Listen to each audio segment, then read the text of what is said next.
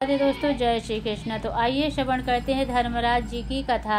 किसी गांव में एक बुढ़िया रहती थी। वह बहुत नियम धर्म से व्रत रखा करती थी। एक दिन भगवान के घर से यमदूत उसे लेने आए और वह उनके साथ चल पड़ी। चलते चलते एक गहरी नदी आई तो यमदूत बोले कि माई, तुमने गोदान किया हुआ है या नहीं। बुढ़िया ने उनकी बात सुनकर मन में श्रद्धा से गाय का ध्यान किया तो वह उनके समक्ष आ गई और बुढ़िया उस गाय की पूंछ पकड़कर नदी पार कर गई। वह यमदूतों के साथ फिर आगे बढ़ी तो काले कुत्ते आ गए। यमदूत फिर बोले, कुत्तों को खाना दिया था। बुढ़िया ने मन में कुत्तों का ध्यान किया तो वे रास्ते से चले गए। अब बुढ़िया फिर से आगे बढ़ने लगी तो रास्ते में कौवे ने उसके सिर में चोंच मारनी शुरू कर दी। तो यमदूत बोले कि ब्राह्मण की बेटी के सिर में तेल लगाया था। बुढ़िया ने ब्राह्मण की बेटी का ध्यान किया तो कौवे ने चोंच मारनी बंद कर दी। कुछ आगे बढ़ने पर बुढ़िया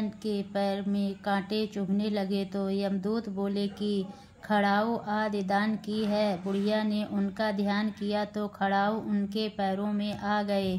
बुढ़िया फिर आगे बढ़ी तो चित्रगुप्त जी के यमराज से कहा कि आप किसे लेकर आए हो। यमराज जी बोले कि बुढ़िया ने दान पुण्य तो बहुत किए हैं लेकिन धर्मराज जी का कुछ नहीं किया, इसीलिए आगे द्वार इसके लिए बंद है। सारी बात सुनने के बाद बुढ़िया बोली कि आप मुझे सिर्फ 7 दिन के लिए वापस धरती पर भेज दो।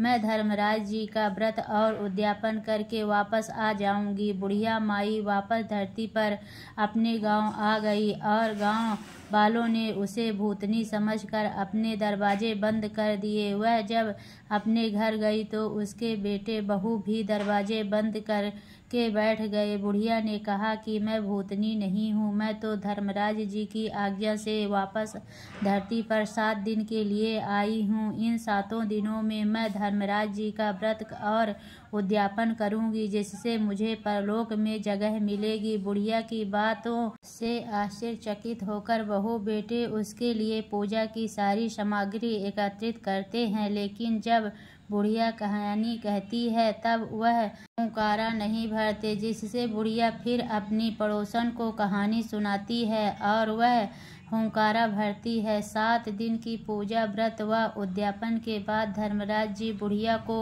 लेने के लिए विमान भेजते हैं। स्वर्ग का विमान देख उसके बहू बेटों के साथ सारे गांव वाले भी स्वर्ग जाने को तैयार हो गए। बुढ़िया ने कहा कि तुम कहाँ तैयार हो रहे हो, मेरी कहानी तो केवल पड़ोसन ने सुनी है, इसीलिए वही साथ जाएगी। सारे गांव वाले बुढ़िया से धर्मराज जी की कहानी सुनने का आग्रह करते हैं। तब बुढ़िया उन्हें कहानी सुना देती है। कहानी सुनने के बाद सारे ग्रामवासी विमान में बैठकर स्वर्ग जाते हैं तो धर्मराज जी कहते हैं, मैंने तो विमान केवल बुढ़िया को लाने भेजा था। बुढ़िया माई कहती है कि हे धर्मराज, मैंने जो भी पुण्य किए हैं उसमें से आधा भाग आप गांव वालों को दे दो। इस तरह से धर्मराज ने ग्रामवासियों को भी स्वर्ग में जगह दे दी। हे धर्मराज महाराज, जैसे आपने बुढ़िया के साथ सभी